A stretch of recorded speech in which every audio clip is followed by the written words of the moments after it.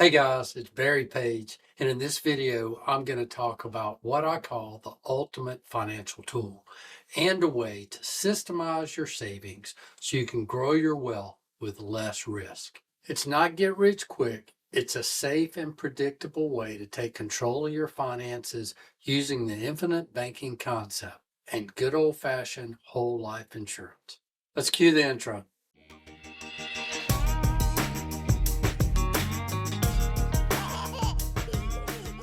My mission is simple, to help you protect your family and keep more of your money. I'm here to help level the playing field for families and those who seek the truth. There's always a new way to make money, but at the end of the day, it's your family's security and your legacy that matter. And I promise to help you protect what's really important to you. Legacy money starts now. Let's talk about how you can save more money and create generational wealth using the power of life insurance. These videos are purely educational and not intended to be legal or tax advice.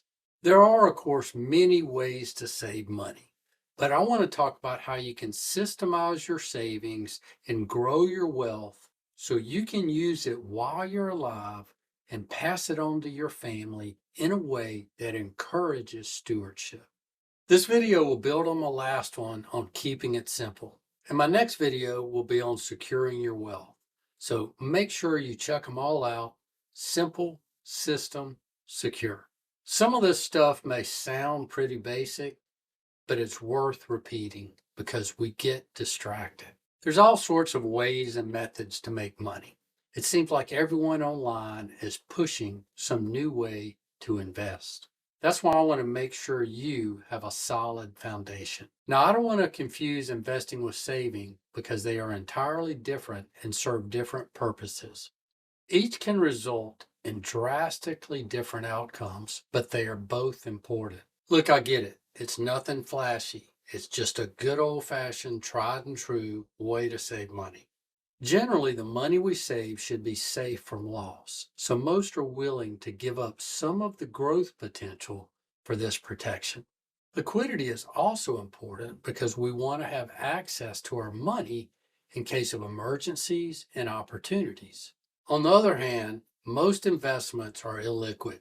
Accounts like IRAs or 401ks typically are locked up for 20, 30, maybe 40 years without access to the money. They're government plans with IRS rules meant to stay in an account until you retire. People invest money with the hope of gaining a return on the investment. Of course, with this chance of return is the chance of loss. Investing has risk. What I'm talking about here is investing in yourself first by saving into an account that you own and control. One that offers multiple benefits and actually reduces risk. As Warren Buffett, who's known as the world's greatest investor, said, don't lose money. George Clayson's timeless financial book, The Richest Man in Babylon, put saving at the top of the list. Money is plentiful for those who understand the simple rules of its acquisition. Number one, start thy purse to fattening. In other words, we have to save first, and we have to form the habit of saving consistently. If we can systemize this process, make it automatic, then our savings can be repeated without thought. Okay, now that we have the basic side of the way, let's talk about the account that we're going to save into. Now, most people think about a savings account down at the local bank, but I'm talking about an entirely different type of account, one that helps you become the banker. Think about how banks make money. They use our deposits and leverage them to make loans. I want you to think like a banker. These accounts I'm talking about are actually whole life insurance policies. They are contracts, and the policy owner owns the contract. Now let's get into how the savings vehicle can work and why we use dividend-paying whole life insurance from a mutual company. Some of the benefits of this financial tool include guaranteed protection. As long as you stay current with your policy and pay your premiums as outlined in the policy contract, then you and your family will be protected from financial loss. This means in the worst case scenario, your premature death, your family will be protected by the death benefit. And in the best case scenario, you live a long life, you'll be saving for the future, financing your major purchases, and protecting your legacy. Predictable premiums. Your premiums, think of them as deposits, remain level, unlike other types of insurance, which may change over time. These base premiums will remain the same over the life of the policy as outlined in the contract. This means regardless of your age or health, they will not change. And by practicing IBC, you can even add more to the policy via a PUA paid up additions rider to optimize the policy and stimulate cash value growth. Nelson Nash, the creator of the infinite banking concept, IBC, said every time we start one of these policies, it's like starting a business. Now, you may already be in business, and if you are, it'll make IBC even more intuitive. Or you could be on the opposite end of the spectrum and have a fear of business, but that's okay. Anyone can do this. Anyone can become their own banker. By becoming your own banker, you're actually the consumer and the business owner. In his book, Nelson Nash makes the grocery store example because we all consume groceries. Someone has to perform the distribution function in this scenario. That's why we save money in the first place, right? To have it for distribution later in the future, whether it's for income later or to transfer to someone else. You understand that starting a business takes time and money. It doesn't happen overnight. But this shouldn't deter you because time will pass anyway. And that's really the point. We want to save money in an account over time that provides liquidity, use, and control of the banking function. Okay, everybody always wants to look at numbers. They want to make comparisons. So we're going to dive into the numbers a little bit. Now, you have to start somewhere. And when we're talking about life insurance, we're going to start with the death benefit. Then we're going to solve for finance. Sticking with our theory of simple, I want to stay out of the weeds, but we have to discuss the PUA rider. Now, I'm assuming that you have not read the book, Becoming Your Own Banker. However, if you want to become your own banker and practice IBC, the infinite banking concept, you want to read this book. This is all you need to know. And it is a paradigm shift. It is a different way of looking at money and finance over your lifetime. So what is a PUA rider? It stands for paid up additions, and there are many names. Every company has their own name: additional life insurance rider, EPUA, short-term PUA, all of these things. But keeping with simplicity, Nelson just referred to it as a PUA rider in the book, paid up additions, and that's what we're going to discuss. Now, I'm going to read to you from some company literature because depending on the carrier, they're going to have different names and they're going to call it different things. But just understand that the PUA rider adds value to your policy. It can help you boost and turbocharge, I like to call it, your policy, your cash value growth of the policy. Now, the policies have an option, all whole life policies, to have the dividends accumulate in the policy. It actually creates a somewhat separate policy. They keep it separate. They show you separate. So the first thing is the PUA adds additional protection.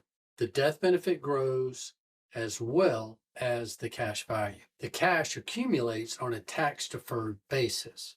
However, if you use this correctly, it will be tax-free. It'll be tax-free to you, and it'll be tax-free to your heirs. Whenever the company pays dividends, you'll also earn dividends on the paid up additional insurance in the policy. Now, every company differs, but flexibility is very important with the PUA rider. So I like to work with a carrier that has a flexible PUA rider. What does that mean? That means that you can contribute more or less year to year, or you can just keep it level, depending on the MEC or the Modified Endowment Contract guidelines. What is a MEC? Modified Endowment Contract is an IRS term, and this was created during the 70s and 80s to basically tax the inside buildup of life insurance if you cross this line. They came up with the MEC guidelines based on a 7-pay premium concept. This has changed over the years with mortality tables and whatnot. So let's stay out of the weeds, keep it simple, and just understand there is a limit to how much you can pay into a paid up additional insurance rider. You might want to check out some of my other videos if you'd like to learn more about the PUA rider and how it works with premiums. Just understand that it's all premium. Whatever you put into a policy, whether it be base premium or PUA premium, it's going inside the policy. And over time, your cash value and your death benefit will grow just based on the company, dividends being declared and paid, and the policy itself will have a guaranteed growth and a additional insurance growth. So let's talk about finance. Now, the first thing that you must understand is that you finance everything that you buy. You either pay interest to someone else for the use of their money, or you give up the ability to earn interest on your money when you pay cash. Because once you pay cash, that money is gone forever. It'll never work for you again. But what if you could borrow from your system, your banking system, and so your money was used as collateral inside of a life insurance policy? You borrowed against that cash value, that collateral, for finance. That way, your money inside the policy continued to grow over time. The book, Becoming Your Own Banker, demonstrates that your need for finance is much greater than your need for death benefit. What do you want? Do you want to be in control of your money? Do you want to control the banking function so you can keep this money in your pool of capital and keep it in the family? So the whole idea is to recover, to recapture some of this money that you may be transferring away, oftentimes unknowingly and unnecessarily, to the banks and the financial institutions. We transfer away money in lots of ways. We transfer away money to income taxes. This is just another advantage of whole life insurance, or life insurance over time can help you legally avoid some unnecessary income taxes. Just like with inflation and just like with taxes, though, we're going to keep it real simple and just keep it basic. Now, IBC isn't about investing at all. You may already be doing that through your 401k, IRA, or some other type of investment. What this is about is saving and systemizing your savings in a system that you own, you control. It's a life insurance policy, a contract. Now, this really is a major paradigm shift from what you may have been taught. So the question becomes, if what you were taught and what you thought to be true turned out not to be true, when would you want to know? How much should you save? The average savings rate in America is less than 5%. Now, maybe you were taught to save 10%. This is getting closer. So how could someone save 20% or 30% or even more of their income? Well, you have to learn how to control your expenses. And one way to do that is by controlling the banking function. If you could recover some of that money, then that might be important. So we're going to look at savings efficiency real quick just to show you how much difference it could make. So keeping with our theme of simple, I'm going to try to keep it real simple. Let's look at savings. So if someone has an annual income of $100,000 and they were saving $6,000 or 6% separate from their investments, right? So most people may be contributing the maximum to their 401k at work, or some will contribute less, but this could be $10,000, $20,000. $20,000 is usually the max. And why is that? Because the government, the IRS, puts a limit on how much you can contribute. So in this example, we're not talking about investing, we're talking about savings. This is over and above what you may be contributing to another plan. So here we look at $100,000, $6,000 of savings, and let's say that's a very safe, modest account, maybe permanent life insurance, cash value life insurance, and the return on that is 3%. Or maybe this money is at the bank, it's in a CD, a money market. It really doesn't matter. Just understand, if you're saving $6,000 and the interest on the savings is $180, well then your annual expenses, what you spent was $94,000.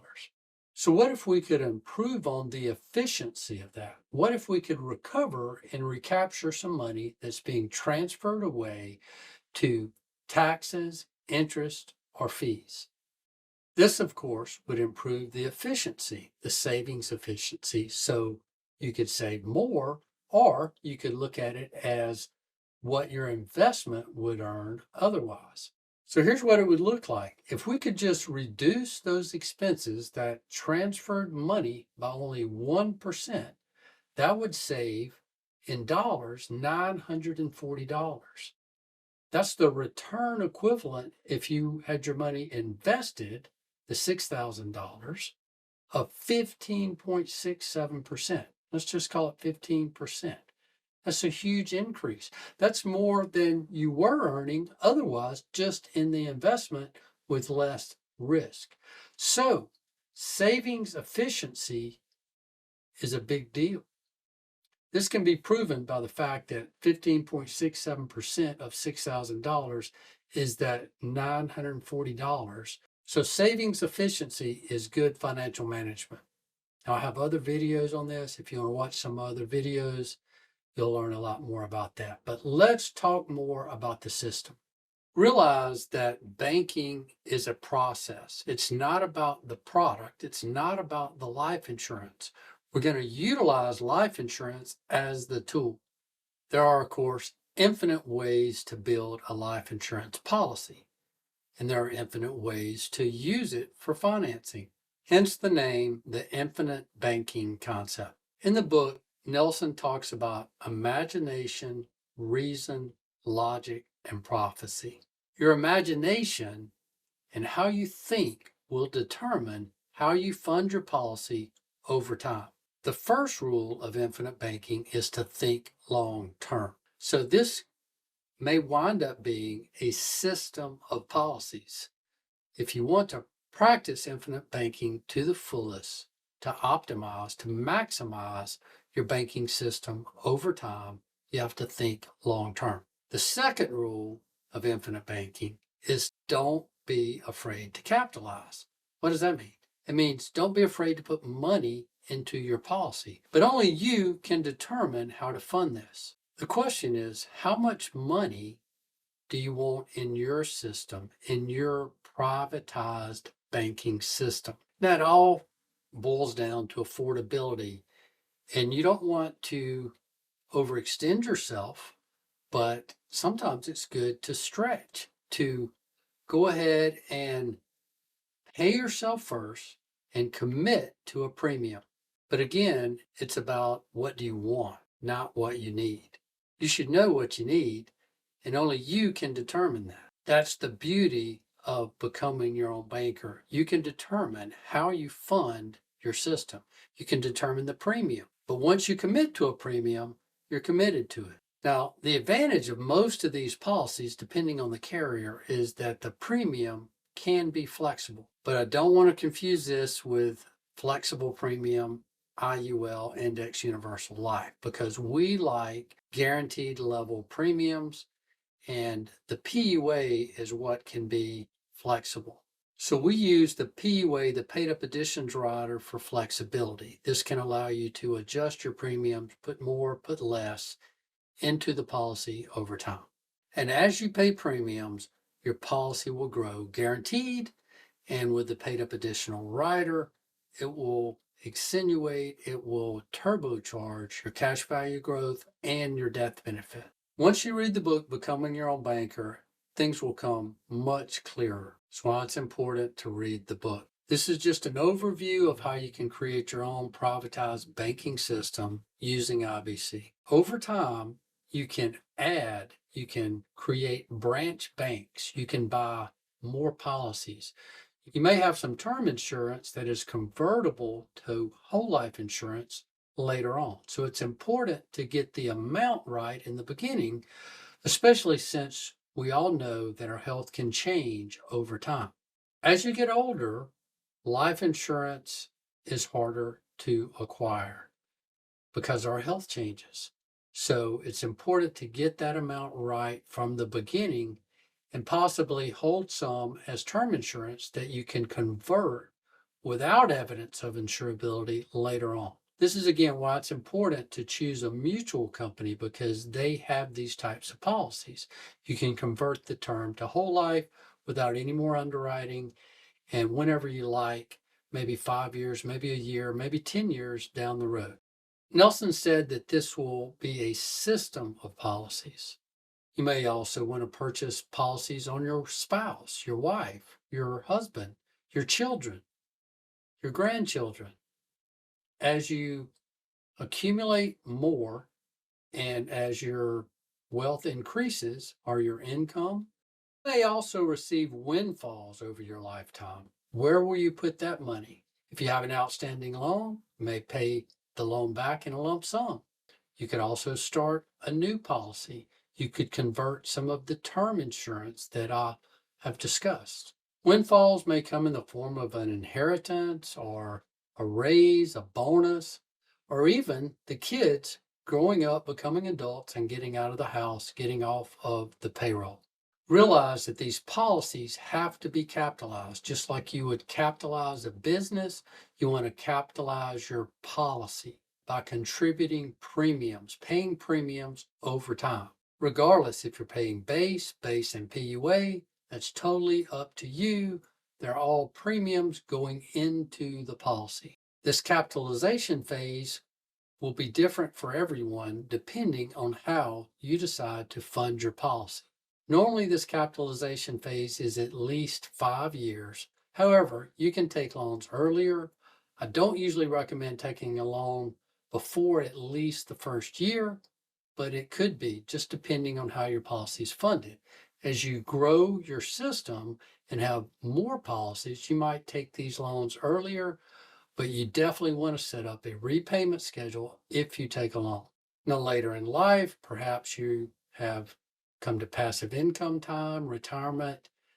You may not have to repay a loan. It's totally up to you. Maybe the kids have borrowed money and they will have a reduced death benefit, a reduced windfall, a reduced inheritance when you're gone.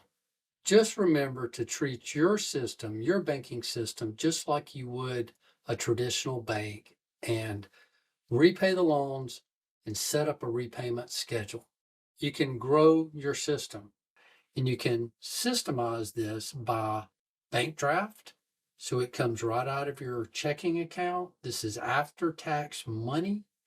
And once it's in the policy, it will grow tax deferred and it can come out tax free.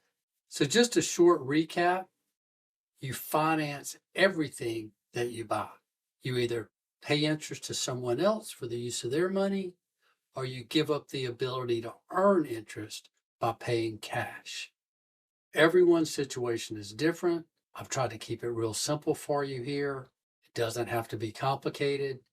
The bottom line is you're accumulating money that you can use yourself, that you have access to.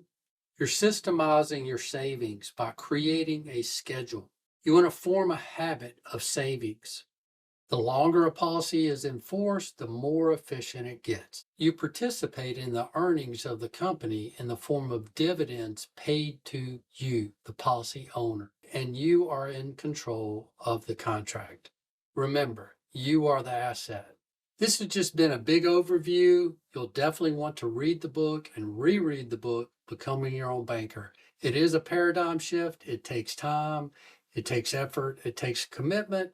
but you can do this. We'll talk more about security and protecting your assets in my next video, so be sure to subscribe and click the little bell so you'll be notified when I have new videos. There'll be a link in the description if you'd like to schedule a time to meet with me and learn how IBC could work in your life.